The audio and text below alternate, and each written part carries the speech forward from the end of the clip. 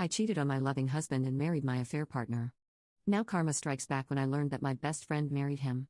My ex-husband divorced me in 2019 and moved about 2 hours away a few months into the pandemic. He found out that I was cheating with a local shop waiter. I told him that I fell out of love and it is best that we separate. Our divorce was amicable, but once it was finalized, I never heard him again even when I would wish him well on birthdays and holidays. I even sent him a graduation gift when I heard that he finished his PhD program.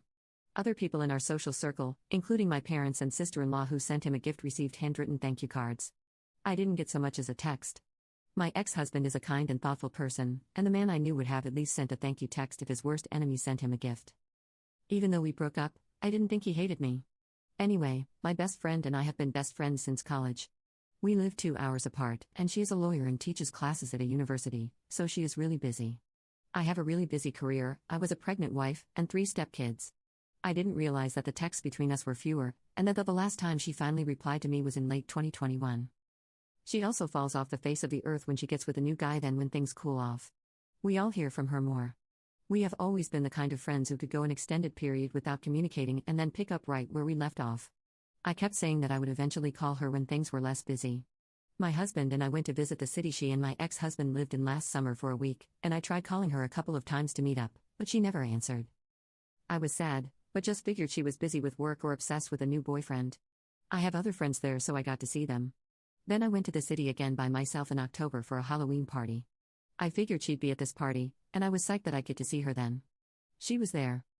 When I went to say hi and hug her, she looked a little surprised and gave me a weak hug. I told her that I was there during the summer and that I tried calling her so we could hang out. She said, "Yeah. I was on my honeymoon that week. Sorry, I didn't get back to you." I was shocked to hear that she'd gotten married and a little hurt that my best friend got married without me even knowing she had a serious boyfriend, but still happy for her. Like I said, she was a great woman, and guys love her. I spit out a rush of questions. Like, who is he? Where is he? What's his name? What's he like? Where'd you meet him? How long have you been together? She paused for a moment and then just bluntly said, "It's Jack." I can't describe how it felt to hear those 2 words come out of her mouth. I felt sick to my stomach and I immediately wanted to die. I have never felt like that before. I just said, "What the F?" She told me that I didn't get to be mad because I broke his heart and they didn't start dating until 2 years after we got divorced and that I chose to be with some waiter anyway. I drank the rest of the weekend because it was the only way I was able to sleep. I feel betrayed by both of them. My best friend since I was 20 years old married my ex-husband behind my back. I was married to him for 6 years and they were never even friends, and now they are in love with each other. I went back home and I know that I was distant with my husband and the kids because I was just hurting so much.